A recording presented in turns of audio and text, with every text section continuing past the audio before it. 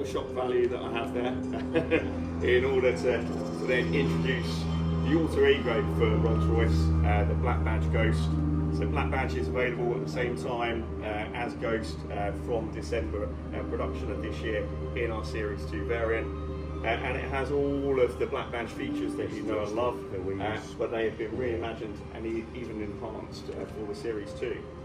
So I talked about all the dark chrome features that we know from Black Badge before, but in addition to this, with the lower grille area that we have here, this has been also changed in terms of geometry versus what we have on Ghost, and it's deeper and darker as well than on the original vehicle.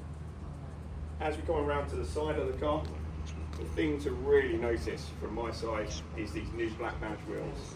And so these are much more exposed than a typical Black Badge wheel we've seen in the past. And one of the advantages that you really see from here is that it really shows off the colour brake calipers. And so again, really lends itself to the sportiness of our vehicles.